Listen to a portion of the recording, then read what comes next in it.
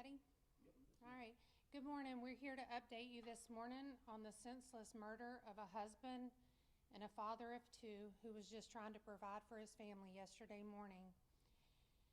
The victim has been identified as 58-year-old Cesar Tejado of Grayson, Georgia. First, let me say our thoughts and condolences are with the Tejada family.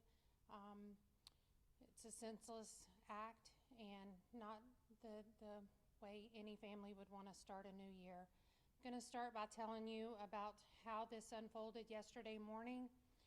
The Lawrenceville Police Department received a 911 call at 5:20 a.m. Stating that there was an unresponsive male in the roadway. Officers responded and located a male with a gunshot wound who was pronounced deceased on the scene. Detectives arrived on scene and began utilizing flock cameras and ring cameras where they identified a black SUV as the vehicle of interest. Flock was able to identify the vehicle, running the license plate. It was determined that the vehicle used was actually the Uber driver's, the victim's vehicle. We were able to contact the family and confirm that he was out working as an Uber driver. With that, we were able to utilize Flock and find out that the vehicle in question continued after disposing of the body on the roadway, continued towards Lilburn, Georgia. We contacted Uber, who was very helpful in providing information, and we were able to get the following timeline. At 4:13 a.m., Mr. Tejada went to pick up a customer on Rangewood Drive in Lilburn. From there, Mr. Tejada drove the suspect to the 600 block of Groveland Parkway. That's where the ring camera shows the suspect exit the back seat, go to the front driver's side door where Mr. Tejada was shot. After he removed Mr. Tejada from the vehicle, he left the neighborhood. 10 minutes later, he returned to the neighborhood and then eventually went back to Lilburn. Again, using Flock and Uber records, we were able to determine that the vehicle was left in the same neighborhood where Mr. Tejada originally picked up the suspect. Detectives were able to identify a possible suspect that lived in the area where they placed officers in front of the home. And at that time, the suspect exited the home, began walking down the road, and we were able to take the suspect into custody. That suspect has been identified as 15-year-old male Christian Simmons of Lilburn. I want to thank the outstanding work by our officers and our detectives, and we also would like to thank Uber with their partnership. This partnership was instrumental in bringing this to a swift close. The Lawrenceville Police Department remains steadfast in the protection of our community, and we would like to continue to offer our condolences to the Tejada family. Do you know anything about what led up to this carjacking? Was there like an argument, anything like that? No, it does not it doesn't appear that there was any sort of argument. It appears to be just a carjacking.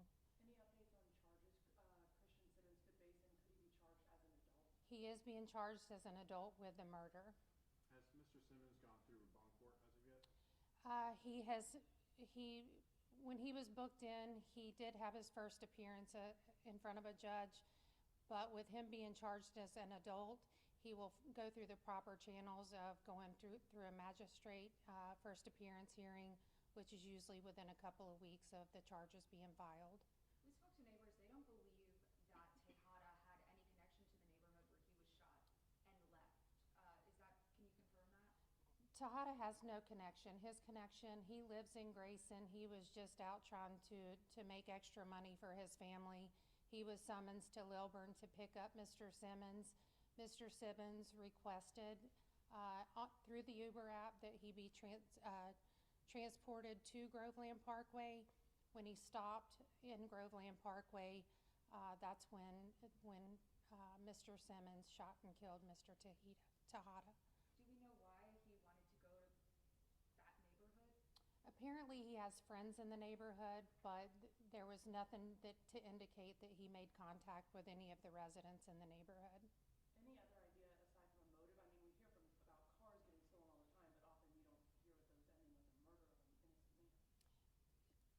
I concur with that. However, we do not have any other motive other than Mr. Simmons wanted the vehicle. Have you spoken to the family of the victim?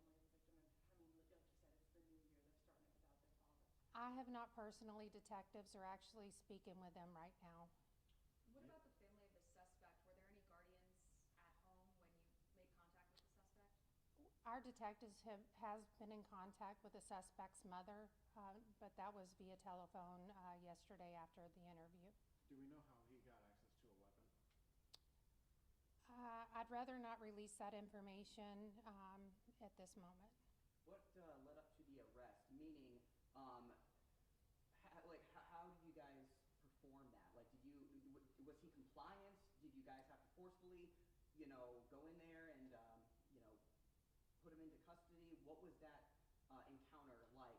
When our officers first encountered Mr. Simmons, he was uncooperative, but eventually he did comply and was brought back to the police department with any further any resistance.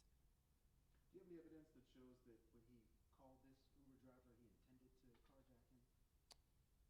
I can't speak on that. I'm not sure of that. Do we know of any efforts to help the Tejada family at this point? We do not. If we get any information once the detectives meet with them this morning, we'll definitely forward that out. Did the teen seem to be intoxicated in any way? He did not. Can we just get the formal spelling of both the victim and the suspect's names? Cesar Tejada is Cesar Tejada, Tejada. And the suspect, Christian Simmons, Christian Simmons. Are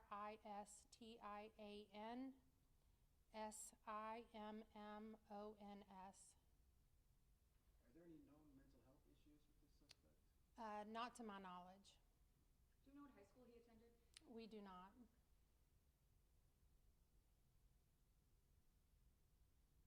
I don't know if the mugshot has been released yet. Do you have any of that?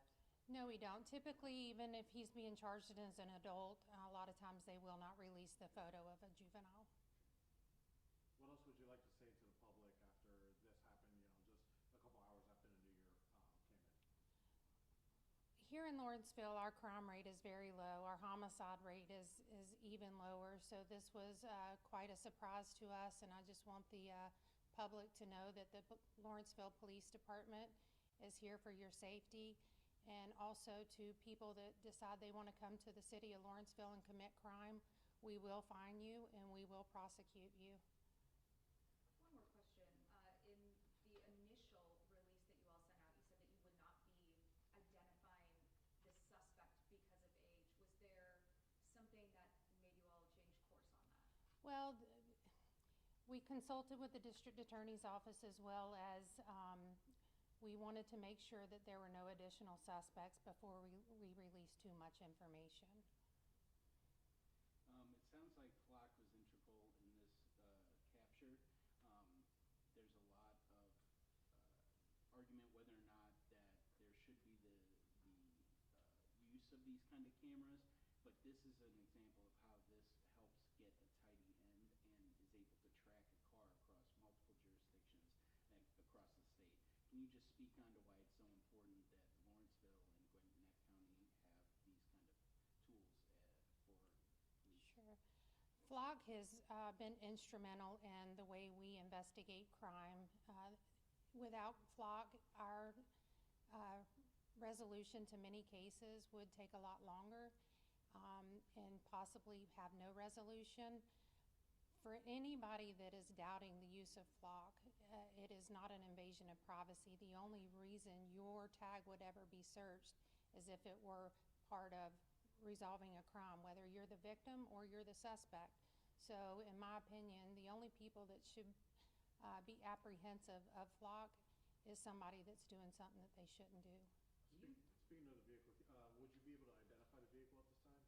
The vehicle that was carjacked? It's a black SUV. I don't have the specifics. Do you know if he had any prior, has he ever been in trouble prior to this, or has he had a clean slate? Multiple jurisdictions do have had encounters with Mr. Simmons. Do you know what that has looked like, those type of charges, and in what counties? I do not have that information.